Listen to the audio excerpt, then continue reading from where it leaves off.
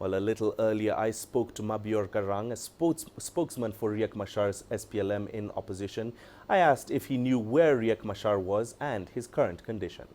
I know where Dr. Riek Machar is. We have been in communication with him in the last 2 days from when he crossed the border out of South Sudan. And he's in a secure country in the area because of diplomatic procedures in terms of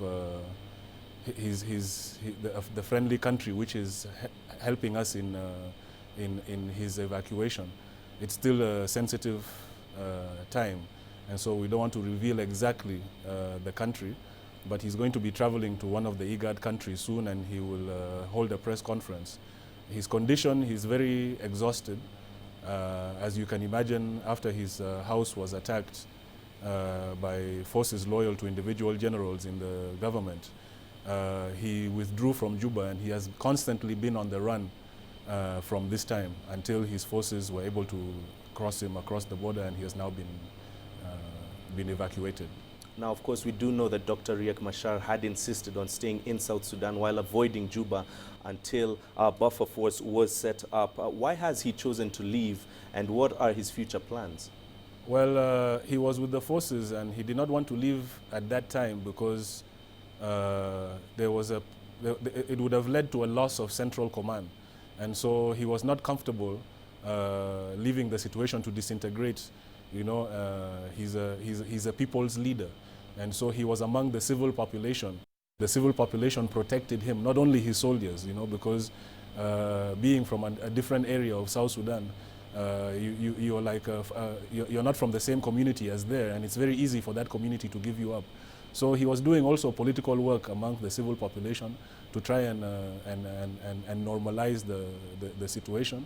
And he's now, like I said, he has been on the run, and so the situation takes its toll, and so he's also now seeking medical attention, and then also to do some diplomatic work, because we contend that the peace agreement, the transitional government of national unity was overthrown, and what is in place in Juba is not anything based on the agreement. And so in order for us to return the country back to a normalcy and the return of the agreement, I think that it is important for him to do some diplomatic work in the region to explain our side of the story.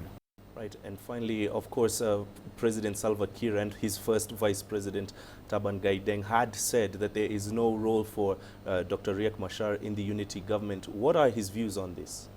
Well, first of all, that is not the unity government. So maybe Dr. Riek Machar does not have a role in the government which they have in Juba at the moment. But if we are talking about the transitional government of national unity and the agreement on the resolution of the conflict in South Sudan, then it is very clear. The only reason that Dr. Riek Machar is not in Juba is not because he took a leave of absence and then refused to come back.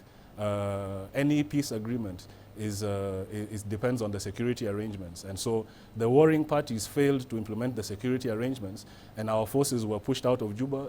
SPLM-IO politicians have been forced to go into hiding or to go to the UN protection of civilian camps.